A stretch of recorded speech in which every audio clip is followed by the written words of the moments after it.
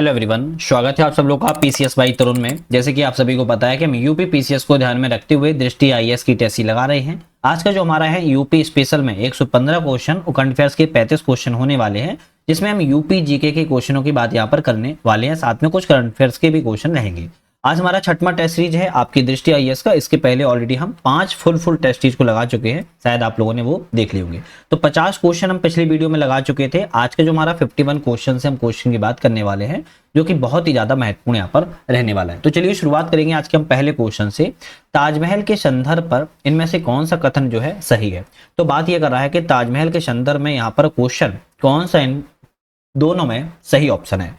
तो चारबाग शैली से यह निर्मित जो है आपका उद्यान है। किस शैली में बना है? चारबाग शैली में ताजमहल जो है बना हुआ है। तो हम कहेंगे मुगल वास्तुकला का सर्वोत्कृष्ट जो आपकी है बढ़िया तरीके से इसको माना जाता है, और यह जो है चारबाग शैली में बना हुआ है। बिल्कुल करेक्ट है।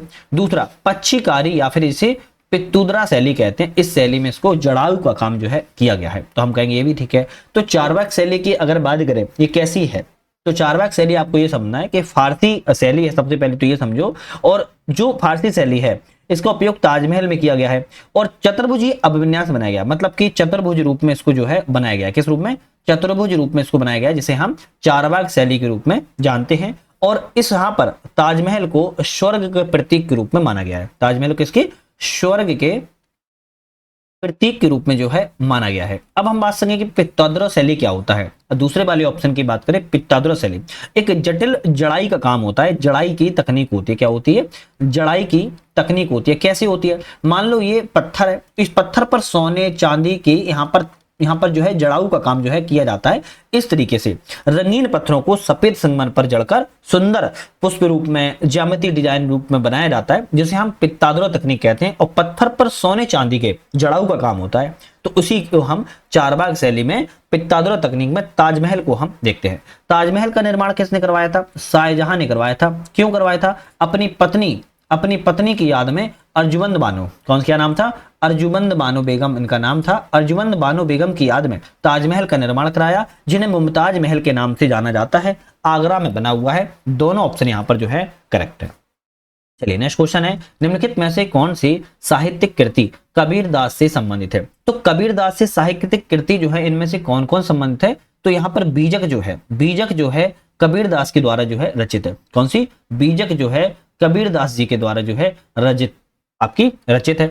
अगर कबीरदास जी की बात की जाए, और भी रची है, जैसे ग्रंथावली। कौन सी? ग्रंथावली की बात की जाए तो बीजक की बात की जाए तो साखी या सखी भी कहते हैं। और अनुराग सागर, कौन सी? अनुराग सागर। ये सभी आपकी कृतियां जो हैं कबीरदास जी के द्वारा रचित की गई हैं। नेक्स्ट क्वेश्चन आता है, निम्नलिखित में से किस शासक ने आगरा की रणनीतिक शहर के रूप में स्थापना की? आगरा की स्थापना की बात करें किस शासक के द्वारा की गई है? तो आप सभी को याद होगा, आगरा की स्थापना जो है 1504 में की गई थी। और कहीं कहीं ऑप्शन में 1506 भी आता है, लेकिन ज्यादातर आपके वैज्ञानिकों ने, इतिहासकारों ने 1504 माना है। 1504 में बात किया तो सिकंदर लोदी ने, किसने? सिकंदर लोदी ने आगरा की स्थापना की थी। और क्यों की थी? क्योंकि उत्तर भारत को प्रमुख रणनीतिक रूप से इसको बनाया जा सके, इसलिए आगरा की जो है स्थापना को किया गया था। तो रणनीतिक और प्रशासनिक शहर के रूप में आगरा की सिकंदर लोदी के द्वारा स्थापना की गई थी। निम्नलिखित में से कौन जो है कन्नौज का प्राचीन नाम था? तो कन्नौज का प्राचीन नाम क्या है? कान्यभुज। क्या है ये? इसको याद कर लो, एग्जाम में डायरेक्ट सेम क्वेश्चन आता है। कन्नौज का कान्यभुज प्राचीन नाम रहा है। कान्यौज के अलावा एक और नाम रहा है, अगर आपको ये तो याद ही होगा, महोदय। महोदया भी कहते हैं ना, कहीं कहीं महोदया भी कहते हैं, महोदय भी कहते हैं। और कान्यभुज एवं महोदय दोनों कन्नौज के प्राचीन नाम रहे हैं। और यहाँ पर ज्यादातर गुर्जर प्रतिहार एवं गढ़वाल वंश का, राजवंशों का जो है शासन रहा है। तो इन दोनों राजवंशों को याद कर लो। निम्नलिखित में से किस व्यक्तित्व ने तहजीब उल अखलाक पत्रिका के माध्यम से सुधारवादी सामाजिक विचारों को बढ़ावा दिया है? तहजीब उल अखलाक पत्रिका के माध्यम से सुधारवादी सामाजिक विचारों को बढ़ावा जो है आपके सैयद अहमद खान ने दिया हुआ है। किसने? सैयद अहमद खान ने दिया है। सैयद अहमद खान का मतलब था शिष्टाचार और नैतिकता में सुधार करना। और भारत में अलीगढ़ आंदोलन और आधुनिक इस्लामी प्रचार को सैयद अहमद खान को ही महत्वपूर्ण भूमिका के रूप में जाना जाता है। तो दोनों ऑप्शन आपको याद कर लेना है। नेक्स्ट क्वेश्चन की बात करेंगे, निम्नलिखित में से कौन शहरों के जोड़े ने उत्तर पश्चिमी प्रांतों की राजधानी के रूप में कार्य किया है? तो कुछ शहरों के जोड़े हैं जिनमें से उत्तर पश्चिमी प्रांत की राजधानी के रूप में कार्य किए हैं। जैसे बात की जाए यहाँ पर जो है दिल्ली, आगरा, दिल्ली एवं लखनऊ, दिल्ली एवं लखनऊ कार्य किया नहीं किया है, आगरा कानपुर नहीं किया है, मेरठ वाराणसी नहीं किया, लेकिन आगरा और इलाहाबाद की बात की है, आगरा और इलाहाबाद की बात की जाए, इन दोनों ने उत्तर पश्चिमी प्रांतों की राजधानी के रूप में जो है कार्य किया हुआ है। तो ऑप्शन आपके जो है सी वाला यहाँ पर करेक्ट रहेगा। 1834 का समय था, आपको पता होगा, बंगाल प्रेसिडेंसी से अलग करके आगरा प्रेसिडेंसी को बनाया गया था और उत्तर पश्चिम प्रांत का गठन किया गया था। और क्रमिक रूप से देखा जाए तो फिर उसके बाद इलाहाबाद भी प्रशासनिक राजधानी रही है। विद्रोह का स्थान है और भारतीय नेता है, कौन सा विद्रोह का स्थान किस भारतीय नेता से संबंधित है? तो बात की जाए यहाँ पर हम बात करें इलाहाबाद, इलाहाबाद मौलवी लियाकत अली संबंधित है।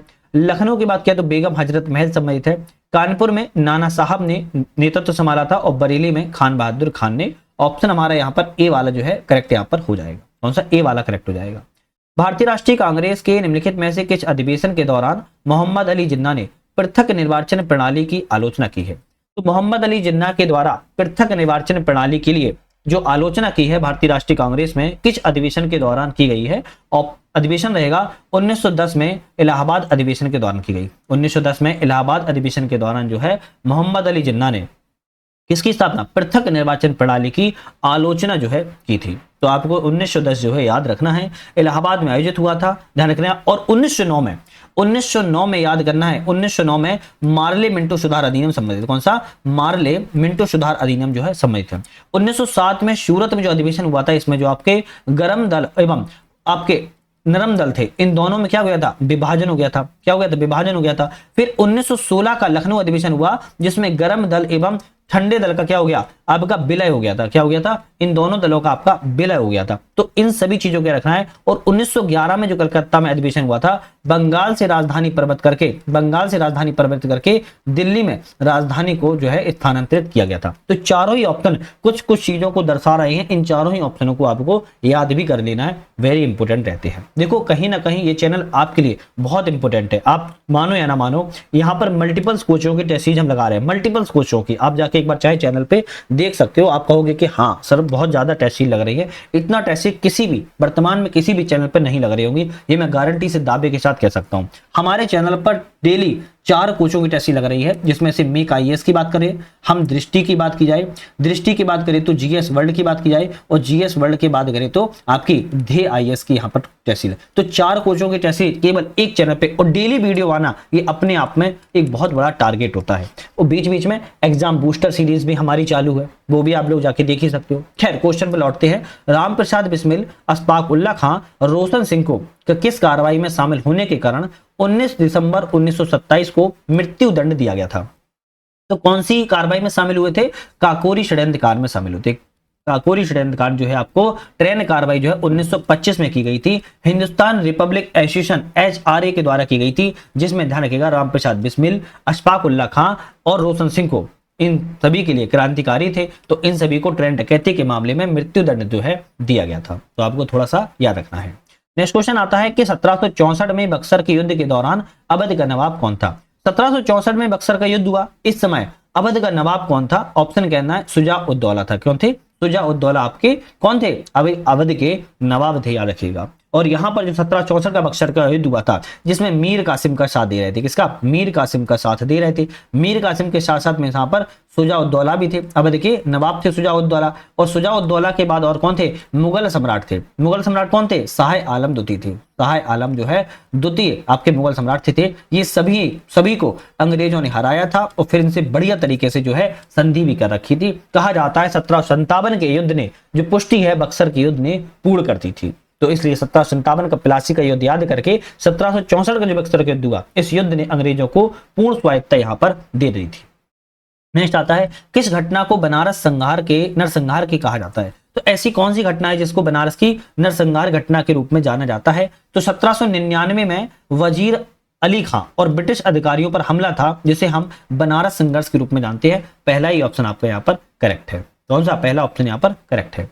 नेक्स्ट क्वेश्चन की बात करेंगे। उस क्वेश्चन से बात करने से पहले एक छोटा सा अपडेट है, बहुत सारे लोग ज्वाइन कर चुके हैं, उन सभी को पता है, सुन लेते हैं जो नए नए अपडेट हुए हैं यहाँ पर। तो हमारा ऐप आ चुका है जिसका नाम है यूपीएससी नट नाम से ऐप है, जहां पर एग्जाम बूस्टर सीरीज नाम से 11 अगस्त से बैच स्टार्ट हो चुका है, जिसमें आपको ऑल सब्जेक्ट कवर किए जा रहे हैं, चाहे हिस्ट्री, पॉलिटी, ज्योग्राफी हो या फिर आपके यूपी स्पेशल हो, साथ में आपकी करंट अफेयर्स की क्लास भी कवर की जा रही है, जिसमें 11 अगस्त से बैच स्टार्ट हो चुका है। 90 से ज्यादा लेक्चर है और इन लेक्चरों को 30 दिन का टारगेट रखा है कि 30 दिनों में इन लेक्चरों को पूरा कर देंगे। तो डेली 3 लेक्चर आते हैं, उनको कवर कर सकते हो। इसी ऐप पर आपको ऑनलाइन माध्यम से हिंदी और इंग्लिश बाइलिंगुअल में टेस्ट सीरीज मिल जाती है, जिसमें chapter wise, subject wise, full test, previous year, model paper आपको मिल जाते हैं। 300 से ज्यादा टेस्ट सीरीज है, आप उनको भी ज्वाइन कर सकते हो। हमारा एक क्विक रिवीजन नाम से नोट्स बन चुके हैं, जिसमें आप लोग QRN जिसे हम कहते हैं, इस ऐप को भी आप डाउनलोड करके यूपीएससी नट ऐप को डाउनलोड करके इस कोर्स को भी ज्वाइन कर सकते हो। इस कोर्स को तो आप लोगों ने इतना ज्वाइन किया हुआ है, बता नहीं सकता हूं। पीडीएफ फॉर्म में कोर्स है,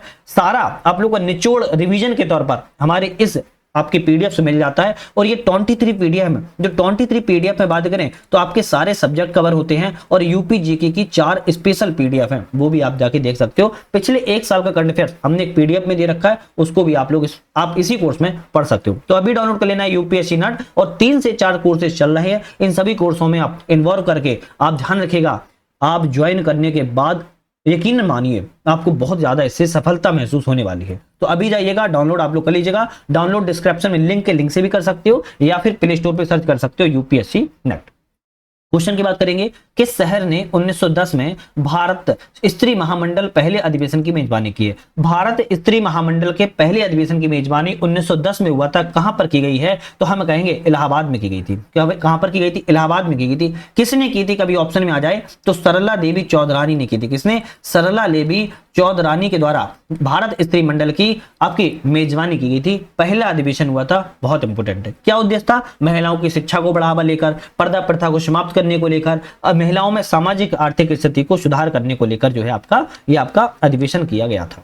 नेक्स्ट क्वेश्चन आता है, ख्याल नृत्य के संदर्भ पर विचार करें, कौन सा ऑप्शन सही है? ख्याल नृत्य के बारे में ऑप्शन पूछ रहा है कौन सा सही है। तो ख्याल नृत्य जो है प्रायः बुंदेलखंड क्षेत्र में कृषि त्योहारों के अवसरों के रूप में वर्गीकृत किया जाता है। तो ख्याल नृत्य जो है आपको ध्यान रखना है, कई क्षेत्रीय रूपों में इसको किया जाता है। विशेष रूप से उत्तर प्रदेश के बुंदेलखंड क्षेत्र में किया जाता है। विशेष रूप से बुंदेलखंड क्षेत्र में किया जाता है। बुंदेलखंड क्षेत्र में यह नृत्य पुत्र के जन्म के उपलक्ष्य पर किया जाता है, कृषि त्योहार पर नहीं किया जाता है। किसके? पुत्र के जन्म पर किया जाता है ख्याल नृत्य को, क्योंकि ख्याल है कि हमारा पुत्र हो जाए, इसलिए किया ख्याल नृत्य को किया जाता है। बुंदेलखंड क्षेत्र में प्रायः संबंधित है, हालांकि कई और भी क्षेत्र में किया जाता है। आपका केवल कृषि त्योहारों से ये ऑप्शन गलत हो गया। इस नृत्य में कलाकार बांस से निर्मित और रंग बिरंगे कागज से सुसज्जित एक मंदिर को सिर पर रखकर नृत्य करते हैं। तो हम कहेंगे हाँ, दूसरा वाला तो करेक्ट है, जबकि पहला वाला गलत था, मैंने आपको बता दिया है।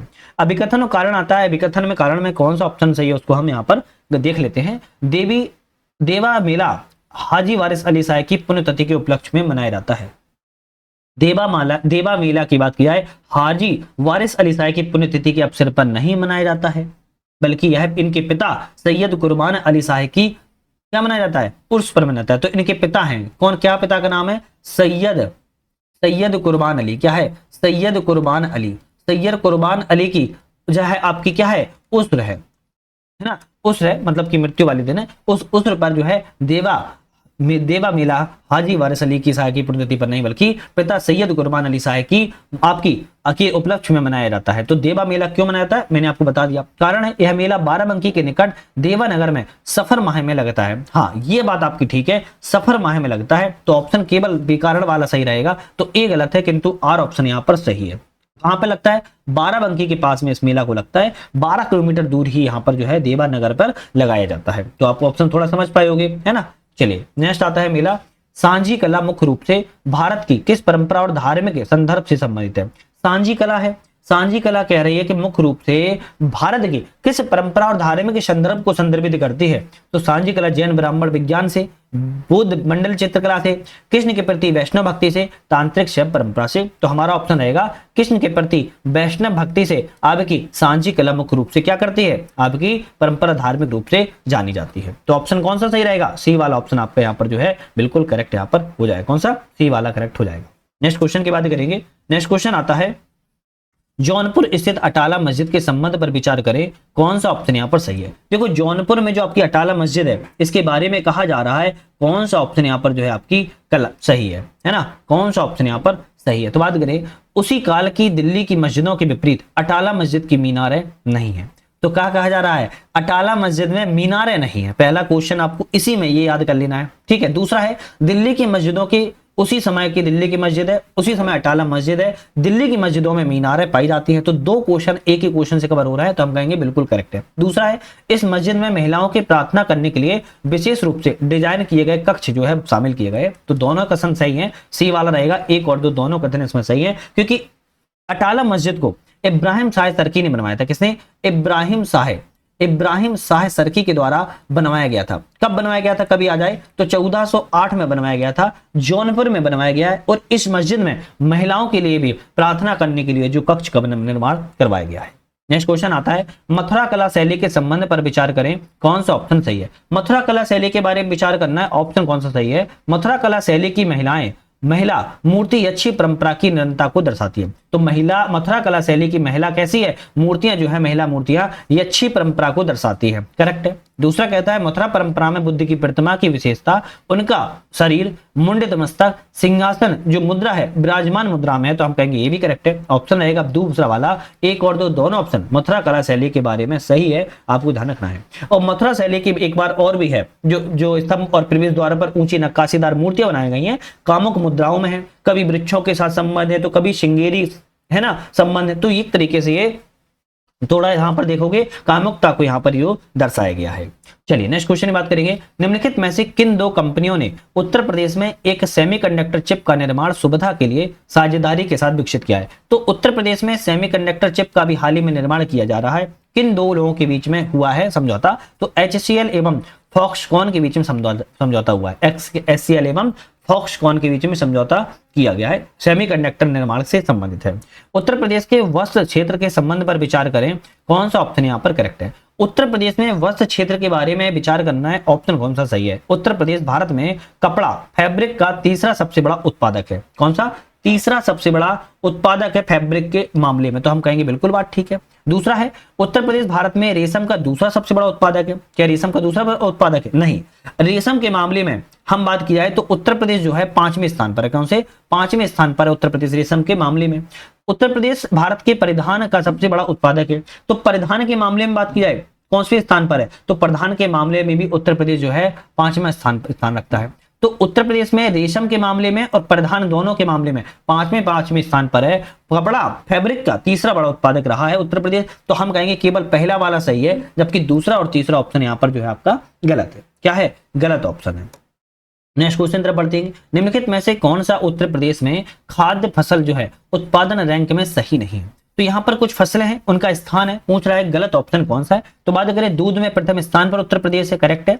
फल में तीसरे स्थान पर उत्तर प्रदेश है, करेक्ट है। अंतर्देशीय मत्स्यिकी में तृतीय स्थान पर, ये भी करेक्ट है। गन्ने में बात की जाए, गन्ना उत्पादन में उत्तर प्रदेश पहले स्थान पर है। कैसे, पहले स्थान पर है, दूसरा स्थान लिखा है, ऑप्शन कहेंगे हम ये वाला आपका गलत है। गन्ना उत्पादन में कैसा है, पहले स्थान पर, आपको ध्यान रखना है। नेक्स्ट बात करेंगे उत्तर प्रदेश की एक जनपद एक उत्पाद ODOP one district one product कार्यक्रम के आधार पर कौन सा यहाँ पर सही नहीं है। ये इंपोर्टेंट क्वेश्चन है, हो सकता है ये क्वेश्चन ना आके वन डिस्ट्रिक्ट वन प्रोडक्ट के बारे में और कोई पूछ ले, लेकिन इसके लिए मैंने अपने चैनल पर पूरी वीडियो बनाई थी प्रत्येक जिले के बारे में, तो आप उसको जाके देख पाओगे। हालांकि इस क्वेश्चन की बात करें, बरेली में जरदोजी संबंधित है, करेक्ट है। फिरोजाबाद में कांच के बर्तन संबंधित है, ये भी सही है। हमीरपुर में जूते के लिए फेमस, ये भी ठीक है। झांसी की बात किया तो लोहे कला के लिए प्रसिद्ध है क्या, नहीं। झांसी जो है सॉफ्ट टॉयज के लिए प्रसिद्ध है। किसके लिए, सॉफ्ट टॉय के लिए। सॉफ्ट टॉय जो आपके खिलौने होते हैं, सॉफ्ट टॉय होते हैं, उसके लिए प्रसिद्ध है। तो हम कहेंगे डी ऑप्शन जो है यहाँ पर गलत था। फिरोजाबाद जो है कांच उद्योग के लिए, हमीरपुर जूतों के लिए, बरेली जरदोजी के लिए, झांसी में सॉफ्ट टॉय मिलते हैं, आपको ध्यान रखना है, ठीक है। चलिए नेक्स्ट आता है, उत्तर प्रदेश के निम्नलिखित में से किस उत्पाद को भौगोलिक संकेतक GI टैग प्राप्त हुआ है। तो उत्तर प्रदेश में भौगोलिक संकेतक GI टैग जो है प्राप्त हुआ है, किन किन उत्पादों को हुआ है यहाँ पर बात करें तो ऑप्शन तारकसी को मिला है ना, तारकसी को मिला हुआ है। दूसरा कालपी का कागज को मिला हुआ है, गौरा पत्थर को मिला हुआ है, बाराबंकी हथकरघा को मिला हुआ है। तो यहां पर ऑप्शन रहेगा डी वाला, सभी ऑप्शन सही हैं। अब जीआई टेक के बारे में भी हमने एक प्रॉपर वीडियो बनाई थी, है ना, प्रॉपर वीडियो बनाई है, जिसमें हमने 2 वीडियो बनाई है, एक 2024 के लिए बनाई थी, एक 2025 के लिए बनाई है। आप दोनों वीडियो को चैनल पे जीआई टेक नाम से प्लेलिस्ट है, वहां पर जाके देख पाओगे, प्रॉपर चीजें आपको मिल जाएंगी, कौन सी चीज यहाँ पर किस जिले से संबंधित है, ये भी इंपॉर्टेंट होता है किस जिले से संबंधित है, तो आप जाके एक बार जरूर देख लीजिएगा।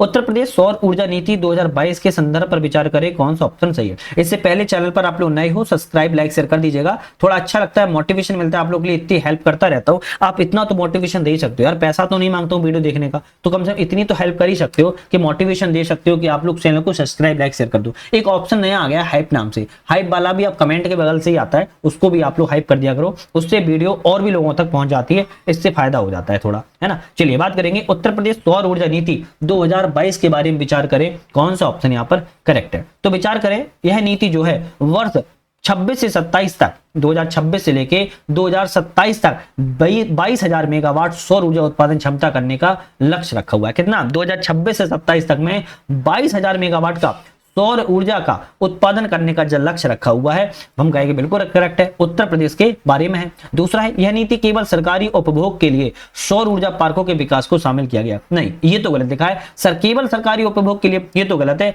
यहां पर तो आपकी सीधी बात की जाए तो कैप्टिव उपभोग, तृतीय पक्ष बिक्री उपभोग, Uttar Pradesh power corporation limited, मतलब कि सरकारी और प्राइवेट दोनों ही लोग शामिल हैं, तो ऑप्शन ये तो आपका गलत हो गया। तीसरा है, इस नीति के अंतर्गत अयोध्या मॉडल को सोलर सिटी के रूप में घोषित किया गया, हाँ बिल्कुल करेक्ट है, जिस तरीके से सांची सिटी है ना, उसी तरीके से आएगा अयोध्या को भी सोलर सिटी बनाया जा रहा है, तो केवल पहला वाला और तीसरा वाला सही रहेगा, दूसरा वाला ऑप्शन यहां पर गलत था। नेक्स्ट क्वेश्चन आता है, कौन सी योजनाएं या फिर योजना जो है उत्तर प्रदेश से संबंधित है। तो यहां पर कौन कौन सी योजनाएं जो है उत्तर प्रदेश संबंधित है। कुष्ठावस्था पेंशन योजना, कुष्ठावस्था पेंशन योजना कैसी है? कुष्ठ रोग से पीड़ित व्यक्तियों के लिए वित्तीय सहायता प्रदान करना है, उत्तर प्रदेश संबंधित है। मुख्यमंत्री सामूहिक विवाह योजना, मुख्यमंत्री सामूहिक विवाह योजना में क्या है, जो आर्थिक रूप से कमजोर वर्गों के लिए होती है परिवार, उनको विवाह करवाना है, ये भी करेक्ट है। नवीन रोजगार छतरी योजना के अंतर्गत अनुसूचित जाति के जो लाभार्थी होते हैं उनको स्वरोजगार प्रदान करने के लिए वित्तीय सहायता प्रदान करना होता है, ये भी ठीक है। फार्म पॉन्ड योजना, फार्म पॉन्ड योजना का है ग्रामीण कृषि क्षेत्रों में जल संरक्षण एवं भंडारण के लिए फार्म पॉन्ड योजना का उद्देश्य है, तो सभी योजनाएं उत्तर प्रदेश सम्मिलित है, ऑप्शन यहाँ पर डी वाला जो है यहाँ पर बिल्कुल करेक्ट हो जाएगा। नेक्स्ट क्वेश्चन आता है, उत्तर प्रदेश के किस जिले में एशियन किंग वल्चर के लिए विश्व का पहला संरक्षण और प्रजनन केंद्र स्थापित किया गया है। उत्तर प्रदेश के किस जिले में किया गया है एशियन किंग वल्चर के लिए विश्व का पहला संरक्षण एवं प्रजनन केंद्र स्थापित, तो हम कहेंगे महाराजगंज जिले में किया गया। कहां पर किया गया? महाराजगंज जिले में एशियन किंग वल्चर के लिए विश्व का पहला संरक्षण एवं प्रजनन केंद्र को जो है स्थापित यहाँ पर किया गया है। तो जिला याद रखना है, उत्तर प्रदेश का महाराजगंज जिला सही है। निम्नलिखित कथनों पर विचार करें और विचार करना है उपयुक्त में से कौन सा कथन यहाँ पर सही है। उत्तर प्रदेश के इटावा वन प्रभाग में सारस क्रेन की संख्या का उल्लेखनीय वृद्धि देखी गई है। तो आप ऐसा कह सकते हो कि उत्तर प्रदेश में वर्तमान में यहाँ पर इटावा में सारस क्रेनों की सबसे ज्यादा वृद्धि देखी गई है। अभी लगभग बात की जाए तो 3,829 आपके यहाँ पर जो है सारस क्रेन है, जहां पर 500 पक्षियों की वृद्धि अभी हाल ही में की गई है। कितना? 500 पक्षियों की वृद्धि को किया गया है। पहला वाला बिल्कुल करेक्ट है। दूसरा है, उत्तर प्रदेश का धनौरी आर्द्रभूमि सारस क्रेन एक प्रसिद्ध आवास स्थल है, तो हम कहेंगे भाई ये भी ठीक है। तो धनौरी जो है आपका आवास जाना जाता है किसके लिए? सारस क्रेनों के लिए, तो ऑप्शन आपका सी वाला रहेगा। एक और दो दोनों ऑप्शन यहाँ पर बिल्कुल करेक्ट है। सारस, एक फैक्ट याद कर लो, सारस क्रेन विश्व का सबसे ऊंचा उड़ने वाला पक्षी है। विश्व की पूछा जाए विश्व का सबसे ऊंचा उड़ने वाला, विश्व का सबसे ऊंचा उड़ने वाला पक्षी कौन सा है? तो आपको याद रखना है सारस क्रेन ही है। कौन सा है? सारस क्रेन ही विश्व का सबसे ऊंचा उड़ने वाला पक्षी के रूप में जाना जाता है। जिसे आईयूसीएन की किस बुक में रखा गया है? आईयूसीएन की रेड डाटा बुक में। कौन सी, किस संकट श्रेणी में? संकटग्रस्त श्रेणी में रखा गया। किसमें? संकटग्रस्त श्रेणी में रखा गया है, तो ध्यान रखना है आपको ये फैक्ट। आपको बफर में सफर योजना कौन सी है? बफर में सफर योजना के बारे में कौन सा ऑप्शन सही नहीं है? तो गलत ऑप्शन कौन सा है? यहाँ पर एक गलत है, तीन सही है। बात करेंगे बफर में सफर योजना का क्या संबंध है। यह एक पारिस्थितिक पर्यटन पहल है जिसे उत्तर प्रदेश वन एवं वन्यजीव विभाग के द्वारा प्रारंभ की गई है, बिल्कुल करेक्ट है। यह दुधवा एवं पीलीभीत जैसे बाघ अभयारण्यों को बफर जोन में शामिल करती है, तो ये भी करेक्ट है। उत्तर प्रदेश में एक विशेष पारिस्थितिक स्थल के रूप में विकसित की जा रही है। सेमरई झील इस योजना का हिस्सा नहीं है, तो भाई साहब सेमरई झीलों बात की जा रही है, सेमरई झील जो है इस योजना का हिस्सा है। क्या है? हिस्सा है। तो ऑप्शन जो है लिखा है नहीं शामिल है, तो हिस्सा शामिल है। चौथा है दुधवा टाइगर रिजर्व में पर्यटकों के लिए एक आधुनिक सूचना केंद्र भी स्थापित किया जा रहा है, तो ये भी सही है। तो ए बी डी तो सही थे, सी वाला क्यों सही नहीं है वो मैंने आपको यहाँ पर बता दिया है। नेक्स्ट क्वेश्चन की बात करेंगे, ध्रुवीय अनुसंधान पोत PRV क्या है? ध्रुवीय अनुसंधान पोत पोलर रिसर्च व्हीकल के बारे में कौन सा कथन यहाँ पर सही है, विचार कीजिए। तो पोलर रिसर्च व्हीकल के बारे में विचार करना है। ध्रुवीय अनुसंधान पोत एक ऐसा जहाज होता है जहां ध्रुवीय क्षेत्रों में अनुसंधान एवं महासागरों में वैज्ञानिक अन्वेषण के लिए एक मंच या प्लेटफॉर्म के रूप में कार्य करता है, बिल्कुल करेक्ट है। दूसरा है भारत ने हाल ही में अपना पहला स्वदेशी रूप से ध्रुवीय अनुसंधान पोत को निर्मित किया है और नॉर्वे की कंपनी कोंग्सबर्ग के साथ में समझौते पर हस्ताक्षर किए हैं। दोनों ऑप्शन करेक्ट है, तो आपका ऑप्शन सी वाला रहेगा। नॉर्वे की कंपनी है कोंग्सबर्ग, इसके साथ में दोनों कंपनियों ने यह एग्रीमेंट जो है किया हुआ है। मार्कोसुर के संदर्भ पर विचार करें, कौन सा ऑप्शन यहाँ पर करेक्ट है? तो मार्कोसुर के बारे में विचार करना है। दक्षिण अमेरिकी व्यापार समूह है जिसमें अर्जेंटीना, ब्राजील, चिली और इक्वाडोर शामिल है। क्या ये सही है? हम कहेंगे गलत है। क्यों? मार्कोसुर दक्षिणी साझा बाजार के नाम से जाना जाता है, दक्षिणी अमेरिका व्यापार समूह है, ये तो बात ठीक है, लेकिन इसमें अर्जेंटीना, ब्राजील, पराग्वे और उरुग्वे शामिल है। कौन सा है? अर्जेंटीना के बाद कौन सा है? ब्राजील, आपकी ब्राजील के बाद पराग्वे और उरुग्वे शामिल है। तो यहां पर चिली और इक्वाडोर की बात की जा रही है, शामिल नहीं है। तो इसमें कौन कौन शामिल है? एक तो आपका उरुग्वे शामिल है, कौन सा? उरुग्वे शामिल है। दूसरा आपका इसमें पराग्वे शामिल है, लेकिन चिली और इक्वाडोर शामिल नहीं है, तो पहला वाला गलत हो गया। यह यूरोपीय संघ के मॉडल पर आधारित है, करेक्ट है। भारत ने इस व्यापार समूह के साथ में एक तरजीह व्यापार व्यवस्था पर भी हस्ताक्षर किए हुए हैं, जिसका मतलब होता है यहाँ पर व्यापार तरजीह व्यवस्था का मतलब होता है प्रेफरेंशियल ट्रेड एग्रीमेंट, PFA जिसे कहते हैं, और यहाँ पर PTA लिखा हुआ है ना, थोड़ा बहुत अंतर है, हो सकता है ना। तो ऑप्शन यहाँ पर तीसरा वाला सही है, दूसरा वाला सही है, तो हम कहेंगे दूसरा और तीसरा ऑप्शन सही है, तो बी वाला यहाँ पर जो है करेक्ट हो जाएगा। चलिए नेक्स्ट क्वेश्चन बात करेंगे, ऑपरेशन स्पाइडर वेब हाल ही में किस संबंध में चर्चा में रहा है? देखो ऑपरेशन स्पाइडर वेब है और हाल ही में चर्चा में रहा है, क्यों चर्चा में रहा है? तो ये ऑप्शन आता है यूक्रेन के द्वारा रूसी क्षेत्र में उड़ान ड्रोन आधारित गुप्त हमलों के लिए आपके ऑपरेशन स्पाइडर वेब को हाल ही में जाना गया है। अब देखो कुछ लोग होते हैं सीरिया में आतंकवाद विरोधी अभियान के लिए, फिर हम कहेंगे गलत। दक्षिण अमेरिका में मादक पदार्थों की निगरानी के लिए हम कहेंगे गलत। डार्क नेट नेटवर्क के लिए हम कहेंगे गलत। अब इससे क्या होता है कि आपके माइंड में कहीं ना कहीं ये शब्द भी आ जाते हैं, तो फिर ये वाला जो शब्द है डायरेक्ट वाला वो आपके माइंड से स्किप हो जाता है, क्योंकि करंट अफेयर क्वेश्चन में तो याद उतना करना है जितना हमारे काम में आ जाए, हमें रटना नहीं है, स्ट्रेटेजी के थोड़ी ना है। तो ऑपरेशन स्पाइडर वेब हाल ही में क्यों आया चर्चा में? यूक्रेन द्वारा रूसी क्षेत्र में ड्रोन आधारित गुप्त हमले के लिए चर्चा में आया हुआ है। ऑप्शन केवल और केवल आपका सी वाला सही है। नेक्स्ट क्वेश्चन आता है, अंतरराष्ट्रीय प्रशासनिक विज्ञान संस्थान के संदर्भ पर विचार करें, इनमें से पूछ रहा है कौन सा ऑप्शन जो है आपका यहाँ पर करेक्ट है। अब करेक्ट पूछ रहा है कौन सा ऑप्शन है, देख लेते हैं। भारत ने 2025 से 28 की अवधि के लिए इसकी अध्यक्षता को संभाला है। किसकी अध्यक्षता को संभाला है? अंतरराष्ट्रीय प्रशासनिक विज्ञान संस्थान की आपकी अध्यक्षता को संभाला है, करेक्ट है। अंतरराष्ट्रीय प्रशासनिक विज्ञान संस्थान में 31 सदस्य देशों का संघ है जो लोक प्रशासन के क्षेत्र में वैज्ञानिक शोध के लिए सहयोग कार्य करता है, तो ये भी करेक्ट है। संयुक्त राष्ट्र का औपचारिक निकाय है, क्या ये संयुक्त राष्ट्र का औपचारिक निकाय है? तो हम कहेंगे भाई नहीं, ये संयुक्त राष्ट्र का औपचारिक निकाय नहीं है। क्या है? संयुक्त राष्ट्र का औपचारिक निकाय नहीं है, तो ऑप्शन पहला वाला और दूसरा वाला ही सही है, ऑप्शन ए वाला यहाँ पर जो है करेक्ट हो जाएगा। चलिए नेक्स्ट क्वेश्चन बात करेंगे, निम्नलिखित कथनों पर विचार करें और विचार करना है कि इनमें से कौन सा ऑप्शन यहाँ पर करेक्ट है। चलिए देखते हैं, हाल ही में खींचन और मैनार को भारत के नए रामसर स्थलों के रूप में नामित किया गया है, क्या ये सही है? हाँ बिल्कुल ठीक है, खींचन एवं आपकी कौन सा है? मैनार है, और इन दोनों रामसर स्थलों को भी हाल ही में शामिल किया गया है। और खींचन और हम बात करें मैनार की, ये दोनों कहां से किस राज्य संबंधित है? ये दोनों आपकी राजस्थान राज्य से संबंधित है, और राजस्थान के भी उदयपुर से जिले से संबंधित है, तो ये दोनों राजस्थान में स्थल है, करेक्ट है। शामिल होने के बाद भारत में रामसर स्थलों की संख्या जो है 91 हो चुकी है, तो ये भी करेक्ट है। तो अब कितनी हो चुकी है? 91 आपके रामसर स्थलों की संख्या हो गई है, तो डी ऑप्शन सही है। तो हमें आपके लिए अब 3 वीडियो बनानी है, एक तो आपके नेशनल पार्क के लिए बनानी है, कितने हैं, है ना, दूसरा आपका रामसर स्थलों के लिए बनानी है। अब रामसर स्थल कितने हो चुके हैं, किस जिले में कौन सा रामसर स्थल है, आप हमें थोड़ा सा याद दिलाते रहना है कमेंट करके। इन दोनों वीडियो को हम 25 अगस्त को अपलोड कर देंगे। देखो डेट भी दे देता हूं पहले, 25, क्यों? थोड़ा सा टाइम लगता है PPT बनाने में, आपके अकॉर्डिंग चीजों को समझ में आए इसलिए, तो दोनों ही आपकी आ जाएंगी, और बैक टू बैक आपकी एक दिन नेशनल पार्क और दूसरे दिन आपकी रामसर स्थल आ जाएंगे, ध्यान रखिएगा। तो दोनों वीडियो आपकी जल्दी हम कर देंगे, 25 से पहले ही आ जाएंगी, 25 तो मैक्सिमम टाइम है ना, 25 तो मैक्सिमम टाइम है।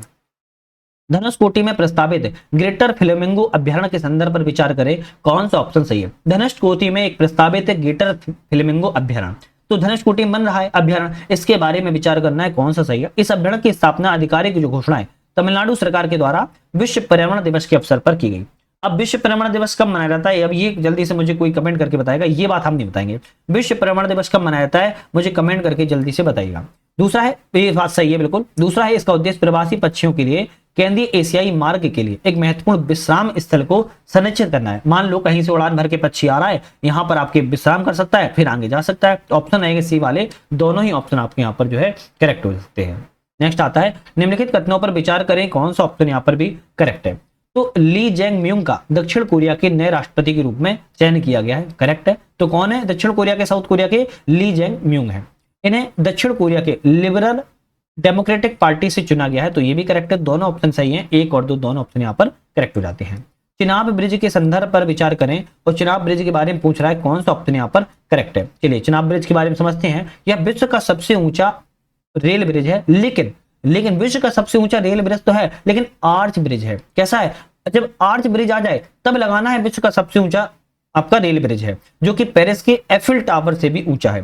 पेरिस के एफिल टावर से भी ऊंचा है। अगर हम बात की जाए कि चिनाब ब्रिज में जो आपका सबसे ऊंचा आर्च ब्रिज है, इसकी लंबाई कितनी है, तो 359 मीटर है, और ये एफिल टावर से कितना ऊंचा मीटर है, तो 35 मीटर एफिल टावर से भी ऊंचा है। कितना, 35 मीटर, ध्यान रखिएगा। तो पहला वाला करेक्ट है।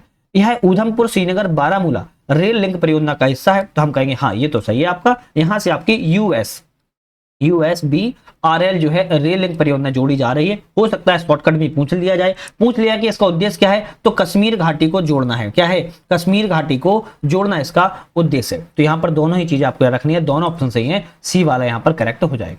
नेक्स्ट क्वेश्चन की बात करेंगे, इंडियन प्रीमियर लीग क्या है, IPL 2025 के संदर्भ पर विचार करें, कौन सा ऑप्शन यहाँ पर करेक्ट है। तो इंडियन प्रीमियर लीग IPL के बारे में ऑप्शन कौन सा करेक्ट है, बात करें, रॉयल चैलेंजर्स RCB ने फाइनल में पंजाब किंग्स को 6 रन से हराया है। कितने रन से हराया, 6 रन से हराया। क्या करेक्ट है, हम कहेंगे बिल्कुल करेक्ट है।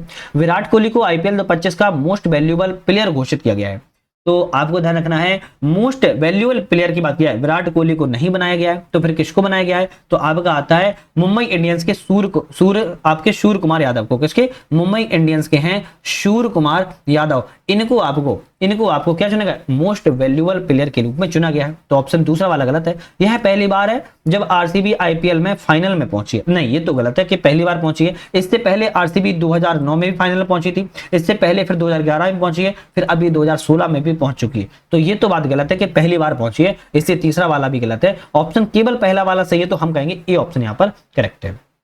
नेक्स्ट आता है, फ्रेंच ओपन 2025 के संदर्भ पर विचार करें, कौन सा ऑप्शन सही नहीं है। फ्रेंच ओपन के बारे में कौन सा ऑप्शन सही नहीं है, तो कार्लोस अल्कराज ने फाइनल में यानिक सिनर को हराया है, ये तो करेक्ट है।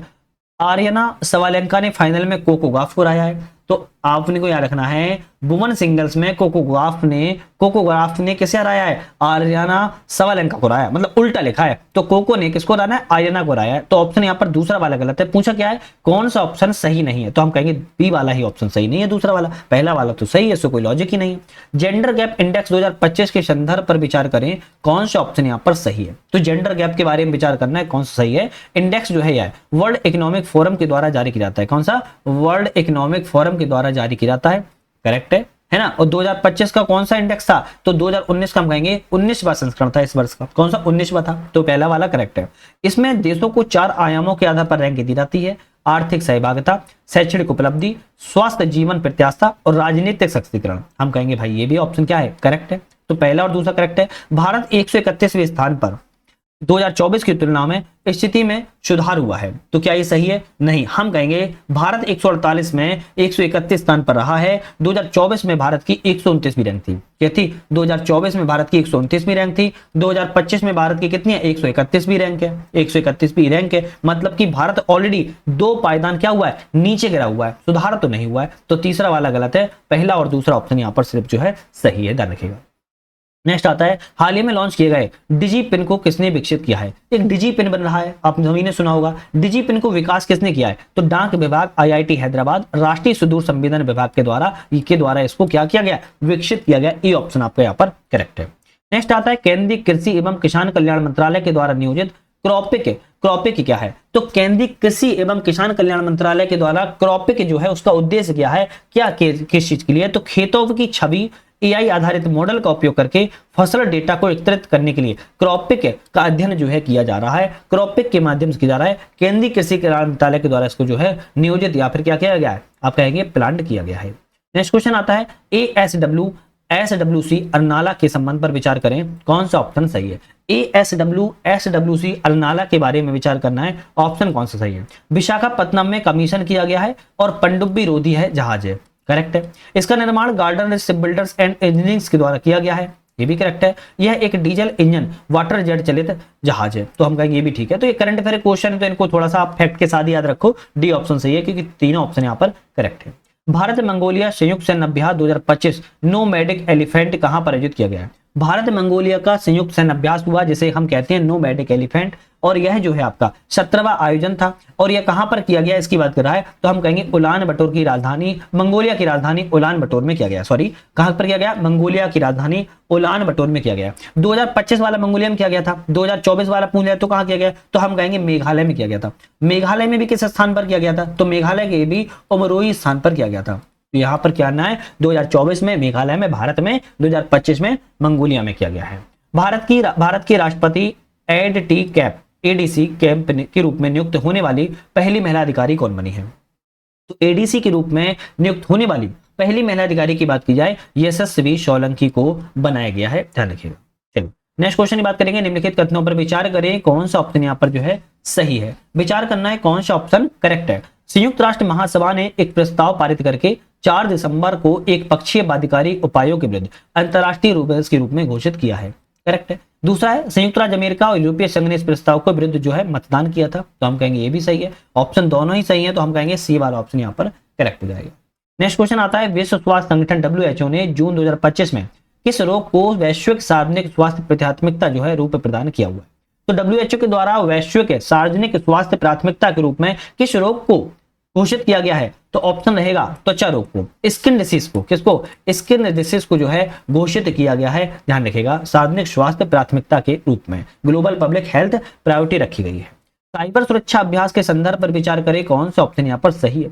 साइबर सुरक्षा अभ्यास के बारे में विचार करना है, ऑप्शन कौन सा सही है। बहुचरणीय अभ्यास है, रक्षा साइबर एजेंसी के द्वारा आयोजित किया जाता है, करेक्ट है। इस अभ्यास को 16 जून से लेकर 27 जून के बीच में आयोजित किया गया था, ये भी करेक्ट है। इसका उद्देश्य वास्तविक विश्व में साइबर हमलों को अनुकरण करना है और रक्षात्मक प्रतिक्रिया क्षमताओं को परीक्षण करना है, ये भी करेक्ट है। ऑप्शन डी वाला रहेगा, 1 2 3 ऑप्शन, तीनों ऑप्शन करेक्ट है। हाल ही में किसने साइप्रस से grand cross of the order of Makarios तृतीय का प्राप्त किया हुआ है, तो किसके द्वारा, नरेंद्र मोदी, भारत के प्रधानमंत्री नरेंद्र मोदी को साइप्रस से grand cross of the order of Makarios third जो है प्राप्त हुआ है, भारत के प्रधानमंत्री नरेंद्र मोदी को।